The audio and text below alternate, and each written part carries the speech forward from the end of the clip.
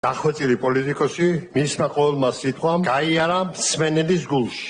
ირაკლი კობახიძის წლიური ანგარიშის მოსმენამ დღეს მოქალაქეების ნაწილს კომუნისტური პარტიის ხდომა გაახსენა, სადაც ყველა ერთმანეთს ეთანხმებოდა. მადლობების რეკორდი დღეს ლადო კახაძემ მოხსნა. სტაბილურობა, აუცილებელი პირობა, განვითარება, კეთილსინდისიერება, პროფესიონალიზმი. ურთულეს დროს სწორად უძღვება ქვეყნის ხელისუფალი. პარლამენტის უხუცეს წევრს არც ირმა ზავრადაშვილი ჩამორჩა, რომელიც კობახიძის გამოსვლით ისე მოიხიბლა, რომ ითხოვა მისი სიტყვების მოსმენა სავალდებულო გახდეს. ახლა არ შეიძლება იუმორის გარეშე ვერ დავასრულებ თქვენ მოხსენებას დღევანდელს განსაკუთრებით ბოლო ნაწილს და თავიდან ბოლომდე ეგრეთ წოდებულ მავნებელი ოპოზიციის ლიდერებს თუ დილას შუადღეს და საღამოს ვინმე საკანში მოასმენინებს უკეთესი სასჯელი მათთვის არ არსებობს. დიდი მადლობა. ამ მადლობების მთავარმა ადრესატმა ერთი მადლობა თავადაც გადაიხადა. მადლობა რა თქმა უნდა ბიძინა ივანიშვილს, თუმცა ივანიშვილი არ წხვებს გამორჩენიათ, მერე რა რომ ის დარბაზში არსად ჩანდა. კიდევ ერთხელ ამ ტრიბუნიდან მინდა მადლობა გადაუხადო ბატონ ბიძინა ივანიშვილს. ჩვენ საუბრობთ კონკრეტულ მიღწევებზე, მათ შორის მშვიდობის შენარჩუნებაზე, სტაბილურობის შენარჩუნებაზე, ეკონომიკის განვითარებაზე, სხვადასხვა დარგის განვითარებაზე. რა თქმა უნდა, ყველა ეს მიღწევა არის პირადად ბატონ ბიძინა ივანიშვილის დამსახურება. გამოსვლები დღეს ერთმანეთს გავდა. ფრაზები ერთმანეთის იდენტური იყო. რჩებოდა განცდა რომ ეს ყველაფერი ან ერთმა კაცმა დაწერა, ან ერთმანეთისგან გადაიწერეს.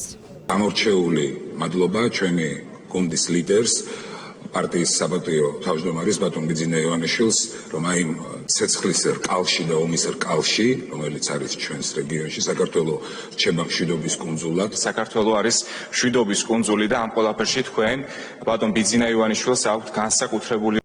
კობახიძემ დღეს ერთპარტიულ პარლამენტში ფორმალური კრიტიკაც კი ვერ მოისმინა, ვერც იმ ხელოვნურად შექმნილი ოპოზიციური ჯგუფებიდან, რომელთა წევრებიც აქ ქართული ოცნების სიით მოხვდნენ და შემდეგ ოპოზიცია დაირქვეს. ზოგს კითხვა არ ჰქონდა, მიკროფონი მხოლოდ მადლობისთვის ჩართო. კითხვა არ მაქვს, მაგრამ აუცილებლად მინდა ვისარგებლო შემთხვევით და ძალიან დიდი მადლობა გადაგიხადოთ სპორტის ასეთი უპრეცედენტო მხარდაჭერისთვის. ზოგიერთის სამადლობელმა გამოსვლამ უხერხულობა თავად ირაკლი კობახიძესაც შეუქმნა და ეს არც კამერების მიღმა დარჩენილა. ბატონ პრემიერო, წელს არ გთხოვთ, მაგრამ მომავალწელს თუ იქნება შესაძლებელი, რომ წალენჯიხისთვის ეს არის ცენტრალური კანალიზაციის და წყალარინების პროექტი. რომ რამენაირად ჩავსვათ, ეს იქნება საუკუნის პროექტია ჩვენთვის წალენჯიხელებისთვის. მადლობების გარდა იყო აღიარებებიც. დღეს კობახიძემ აღიარა, რომ ბიუჯეტიდან ფულს იპარავდნენ და ამას არასწორი ადამიანები აკეთებდნენ. აღარ დაუკონკრეტებია ვის გულისხმობდა, თუმცა ცხადი იყო, რომ მინიშნებები გაშვებულებზე გააკეთა. ვიღაცამ ჩათვალა, რომ შეეძლო ფული მოეპარა. ვიღაცებმა არასწორმა ადამიანებმა კორუფციის მიმართ იქნებით სრულიად შეურიგებლები. ეს არის მათ შორის ახალი გუნდის შერჩევის მთავარი კრიტერიუმი. ამ სკანდალურ განცხადებაზე ოცნების დეპუტატებს ერთი კითხვაც არ გასჩენიათ. ვინ იყო მათ გუნდში მომპარავი? მათი გამოსვლები დღეს მხოლოდ მადლობის ირგვლივ ტრიალებდა. იპარავს ქურდი ალბათ რა, ალბათ კი ესია, მოპარვა. ქურდები მერე ქართულოცნა. აი მაგას არ ყვევენ.